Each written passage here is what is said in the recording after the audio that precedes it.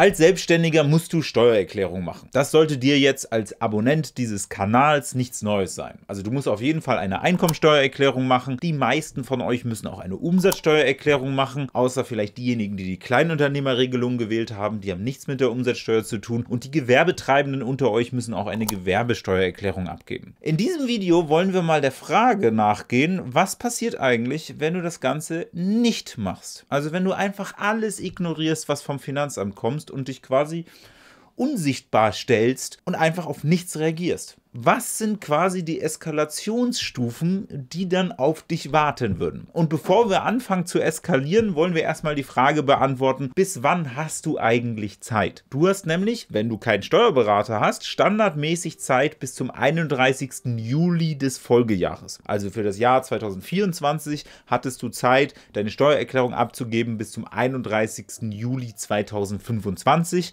und das gilt dann auch für alle Steuererklärungen, also Einkommensteuer, Umsatzsteuer und Gewerbesteuererklärung. Wenn du einen Steuerberater hast, hast du länger Zeit, und zwar 14 Monate. Der Grund liegt daran, weil ein Steuerberater in der Regel ja nicht eine, zwei oder drei Steuererklärungen macht, sondern Hunderte oder Tausende und der natürlich seine Arbeitslast auf das ganze Jahr verteilen sollte. Wenn für den Steuerberater die gleichen Fristen gelten würden wie für jeden Selbstständigen, hätte der in den ersten 7 Monaten eines Jahres unglaublich viel zu tun und könnte danach dann 5 Monate in den Urlaub gehen. Und damit das nicht der Fall ist, haben Steuerberater halt einfach eine längere Frist. Übrigens, diese Fristen waren in den letzten Jahren nochmal deutlich verlängert aufgrund der Corona-Pandemie. Also sie waren tatsächlich in den letzten Jahren noch großzügiger. Wobei ich persönlich sagen muss, 7 Monate bzw. 14 Monate ist schon eine recht lange Frist. Da kommen wir nämlich so zu meinem ersten Punkt. Ich empfehle dir, das Ganze schon zügig zu machen. Generell empfehle ich dir, deine Buchhaltung laufend zu machen, also monatlich. Dass du monatlich deine Rechnungen schreibst,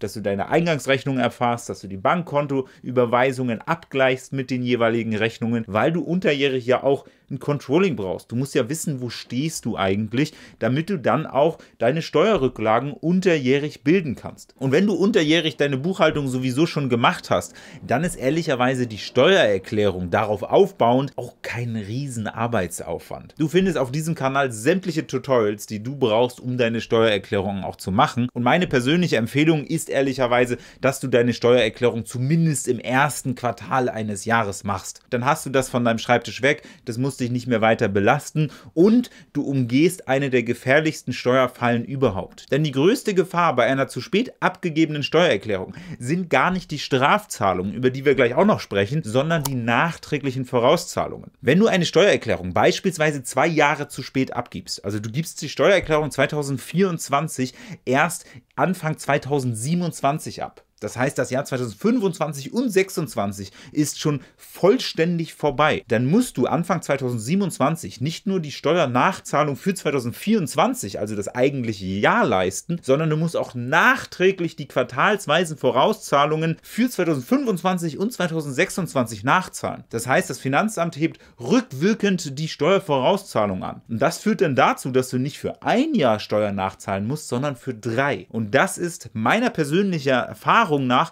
einer der größten Steuerfallen überhaupt. Wenn du da einmal raus bist und einmal zu spät bist, dann zahlst du immer nur noch nachträglich diese Vorauszahlungen ab und aus dieser Spirale wieder auszubrechen ist wahnsinnig schwer. Und damit das nicht passiert, solltest du idealerweise monatsgenau deine Buchhaltung machen, dir genau anschauen, wie viel solltest du jetzt für deine Steuer zurücklegen und dieses Geld dann tatsächlich auch zur Seite legen, damit du vorbereitet bist. Aber das ist natürlich nicht der einzige Grund, warum du deine Steuererklärung pünktlich machen solltest. Das Finanzamt hat eine ganze Bandbreite an Maßnahmen, die sie anwenden kann, um dich dazu zu zwingen, eine Steuererklärung zu machen. Gehen wir also mal davon aus, dass deine Steuererklärung fällig war am 31.07.2025 und wir haben jetzt August. Das heißt, du bist zu spät. Was passiert denn jetzt? Rein praktisch passiert jetzt wahrscheinlich erstmal gar nichts. Aber so 6 bis 8 Wochen, nachdem die Frist verstrichen ist, also so die 2. Septemberhälfte, da schickt das Finanzamt dann regelmäßig Erinnerungen raus. Und das sind tatsächlich auch erstmal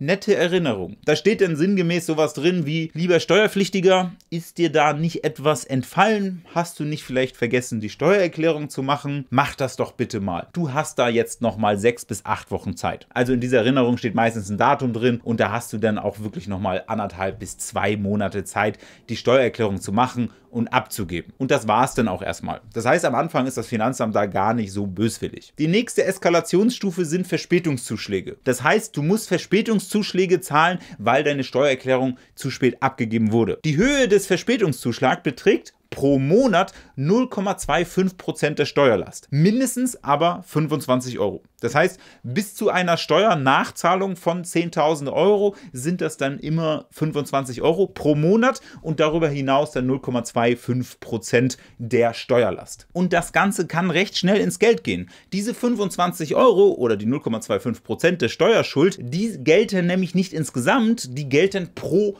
Steuererklärung. Und da du als Selbstständiger ja in der Regel 3 Steuererklärungen machen musst, reden wir hier über 75 Euro pro Monat, wenn du deine Steuererklärung nicht abgibst. Das sind, wenn du die Steuererklärung ein Jahr zu spät abgibst, 25 mal 3, weil 3 Steuererklärungen sind 75 Euro, mal 12 für 12 Monate sind dann 12 mal 75 Euro. Das heißt 900 Euro dafür, dass du dir ein Jahr länger Zeit gegönnt hast. Mag ja sein, dass du sagst, naja, für die 900 Euro zahle ich das gerne ein Jahr später.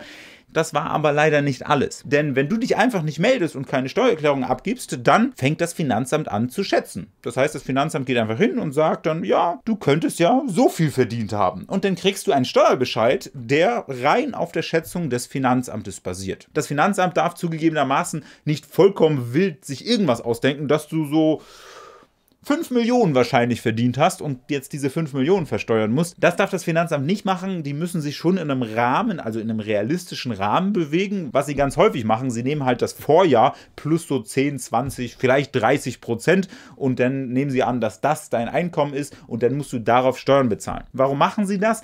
Weil sie Geld ja nur eintreiben können, nachdem es einen Steuerbescheid gibt. Und wenn du nie etwas abgibst, dann gibt es nie einen Steuerbescheid und dann könnte man ja denken, dass du dann auch nie Steuern bezahlen musst. Und damit das Finanzamt irgendwie an das Geld kommt, gibt es halt die Regelung, dass sie irgendwas schätzen dürfen und dann gibt es einen Steuerbescheid, einen geschätzten Steuerbescheid und die Steuer, die dann in diesem geschätzten Bescheid berechnet wurde, die musst du dann bezahlen. Und die musst du dann auch bezahlen. Und wenn du die dann nicht bezahlst, dann läuft die normale Eskalation, die so läuft, wenn du halt deine Steuerschuld nicht begleichst, das heißt Kontopfändung und so weiter. Das heißt, das Finanzamt holt sich denn das Geld, was aus diesem geschätzten Steuerbescheid resultiert. Und in diesem Kontext, also im Kontext der geschätzten Steuerbescheide, höre ich ganz häufig einen folgenden Satz. Und zwar, ach wie schön, das Finanzamt hat ja meine Steuern jetzt geschätzt. Das ist auch gar nicht so schlecht. Oder noch schlimmer, naja, ich habe ja eigentlich mehr verdient, dann nehme ich lieber den Schätzbescheid und dann höre ich von relativ vielen Selbstständigen, dass sie sagen, nö, ich muss jetzt ja keine Steuererklärung machen, ich habe ja schon einen Steuerbescheid. Warum machen andere Leute eigentlich Buchhaltung und eine Steuererklärung? Das Finanzamt schätzt am Ende doch sowieso. Ist doch alles prima, dann kann ich mir die ganze Arbeit sparen. Und das stimmt leider nicht. Ein geschätzter Steuerbescheid befreit dich nicht von deiner Steuererklärungspflicht. Das heißt, wenn du dich weiterhin einfach nicht meldest, dann wird das Finanzamt unter Umständen diese geschätzten Bescheide nachträglich immer weiter anheben. Weil das Finanzamt dann denkt, dass dieser geschätzte Bescheid wahrscheinlich, offensichtlich, vielleicht zu niedrig angesetzt ist. Das heißt, ein geschätzter Bescheid wird durchaus auch im Nachhinein immer nochmal nach oben angepasst und damit natürlich auch deine Steuerlast. Und damit zahlst du quasi immer weiter für dieses Jahr. Du kommst daraus nur, wenn du dann letztendlich selber deine Steuererklärung einreichst und einen richtigen Steuerbescheid bekommst, der tatsächlich auch auf einer echten Kalkulation und einer echten Erklärung basiert. Es kann allerdings auch noch viel schlimmer kommen, wenn dein tatsächliches Einkommen und dein tatsächlicher Gewinn viel höher ist als das, was das Finanzamt geschätzt hat. Weil wenn du deine Steuererklärung nicht abgibst und dich am Ende vielleicht auf so einem Schätzbescheid ausruhst, dann machst du nichts anderes als Steuerhinterziehung. Du zahlst die Steuern, die du eigentlich dem Staat schuldest, nicht. Denn was das Finanzamt machen kann, wenn sie merken, dass die tatsächliche Steuerschuld eigentlich viel, viel höher wäre als das, was du irgendwie bisher bezahlt hast, ja, dann eröffnen sie ein Steuerstrafverfahren wegen Steuerhinterziehung. Und das möchtest du tatsächlich dann nicht, weil das ist tatsächlich unter Umständen im schlimmsten Fall eine Straftat. Ich denke, du kennst so die Beispiele und du möchtest ja kein Gerichtsverfahren am Hals haben. Was man an dieser Stelle nicht unerwähnt lassen sollte, ist, dass quasi im Schatten dieser ansteigenden Eskalation deine Steuernachzahlung auch verzinst wird. weil du, wenn du deine Steuererklärung zu spät abgibst, ja auch automatisch deine Steuerzahlung zu spät leistest. Und das bedeutet automatisch auch, diese Steuernachzahlung wird verzinst. Das heißt, du zahlst letztendlich irgendwann, wenn es denn soweit ist, auch basierend auf Schätzbescheiden oder warum auch immer, tatsächlich neben der eigentlichen Steuerlast noch Verspätungszuschläge und Zinsen auf deine Steuernachzahlung. Kommen wir zu der Frage, wie kann man das vermeiden? Und da gibt es eigentlich 3 Möglichkeiten. Und die erste Möglichkeit, die möchte ich hier fast gar nicht erwähnen, ist einfach, gib deine Steuererklärung halt einfach pünktlich ab. Die zweite Möglichkeit, die du hast, wenn jetzt zum Beispiel August ist und deine Steuererklärung eigentlich im Juli hätte beim Finanzamt sein sollen, such dir einen Steuerberater. Ein Steuerberater hat ja 7 Monate länger Zeit, die Steuererklärung abzugeben. Und wenn du dir jetzt als Selbstständiger einen Steuerberater suchst und dieser Steuerberater eine Vertretungsvollmacht beim Finanzamt hinterlegt, dann gilt für dich nicht mehr die Abgabefrist von 7 Monaten, sondern von 14 Monaten und dann bist du wieder pünktlich. Und die dritte Möglichkeit ist letztendlich ein Antrag auf Fristverlängerung. Wenn du merkst, dass du deine Steuererklärung nicht pünktlich fertiggestellt bekommst, dann stell einfach einen Antrag beim Finanzamt auf Fristverlängerung. Und es können immer mal wieder Dinge passieren, die dazu führen, dass du das nicht pünktlich schaffst. Und meine persönliche Erfahrung ist tatsächlich, dass das Finanzamt tatsächlich auch entgegenkommend ist, wenn du vor der eigentlichen Frist diesen Antrag auf Fristverlängerung stellst. Also du bekommst da relativ zügig mal 3-4 Monate länger Zeit für die Bearbeitung. Sei es, weil du krank bist, weil du tatsächlich gerade irgendwie ein Kind bekommen hast, weil du, keine Ahnung, gerade hohe Auftragslage hast und deswegen nicht dazu kommst, deine Buchhaltung und deine Steuererklärung zu erledigen.